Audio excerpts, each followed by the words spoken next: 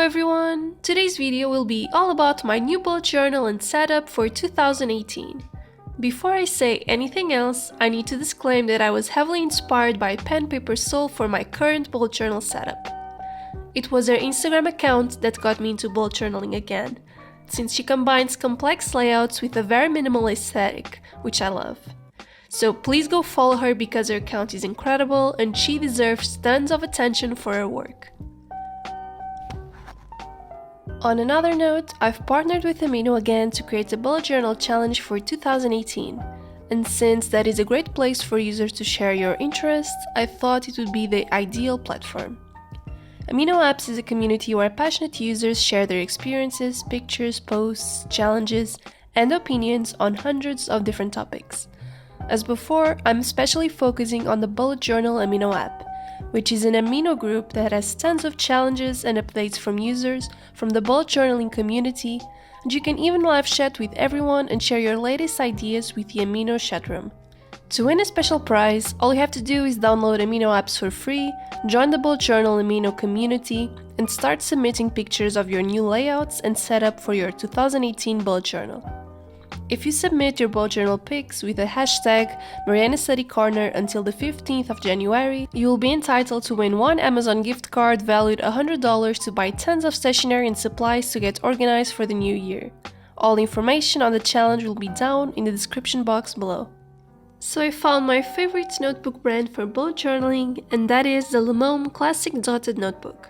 This notebook retails for £10, which is way less than Moleskine and Leuchtturm notebooks, and besides the wonderful details like the pen loop, flexible spine, and stitched cover, the paper is actually double the thickness of those other brands. Because of that, the Lumo is a perfect notebook for hand lettering, brush pens, and all the supplies that tend to ghost or transfer to the other side of the page. The downside is the lack of a table of contents and numbered pages, but that is something that you can easily forget after you start writing on this paper. For my first spread, we have a yearly overview of 2018, very similar to the same format I adopted in my last bullet journal. I don't use yearly spreads that much, but it's good to have it in your notebook to know when specific dates will be happening, and just to have a year-at-a-glance layout in case you need one. Then we have a very simple table of contents, with page numbers and the topics or spreads I will be using. After my table of contents, I started doing the Boho Berry Challenge, which is a 31-day year-end review challenge that focuses on the things you did well in 2017 and how can you prepare further for the new year. The image is blurred since the contents are quite personal, but you can still have a glimpse at the kind of layout I used for the challenge and the type of look I'm going for. Then we've got my monthly spreads or reviews. As I've done previously, I've decided to do my monthlies in a batch, since I always find it useful to keep it all together in the beginning of the journal. I only have January till March though, since that covers the overall second term for my masters, and I think it's enough to keep organized for the next few weeks. I've chosen to keep the design very minimal and use colored dot stickers to mark my classes and seminars, something I did a lot when I used my filofax planner. I also try to avoid filling in the boxes with minimal tasks or other small events, since those aren't relevant for a monthly view. After the monthlies, there's a monthly spread of January.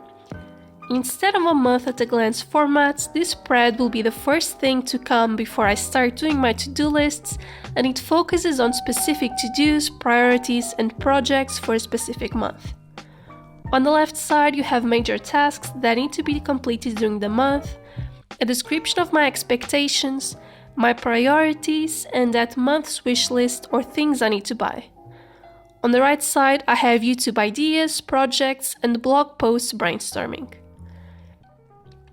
After that, there's 2 more pages of Boho Berry Challenge, which focuses more on plans for 2018, so I thought it would be a good idea to push those after January. Finally, I have the big novelty for this year's bullet journal, and that will be a weekly spread before I start my dailies. I was never a fan of weekly spreads, but I didn't feel focused enough with my daily to-do list for the past term, so I was trying to come up with a good way to put a week in a glance in one page and still be able to have flexibility as to how long my days would be and how many tasks I had to put in while I was filling the notebook during the month. For this, I decided to go with weekly trackers instead of monthly, which gives me more flexibility to change habits according to that specific week. I also have tasks assigned for a certain week, like paying for rent, bills that are due, and YouTube-related tasks, and then a small happening this week section with all major events and tasks that will happen in those 7 days. The Lumo bullet journal comes with these tabs in the back, which I think I will use to mark the different monthly overview spreads as I fill them in over the year. For the rest, I will be adopting the same daily to-do list logic as I talked about in my previous bullet journal video, and that will be pretty much it for my 2018 planner. I hope you enjoyed today's video, and I'll see you next week as always. Bye!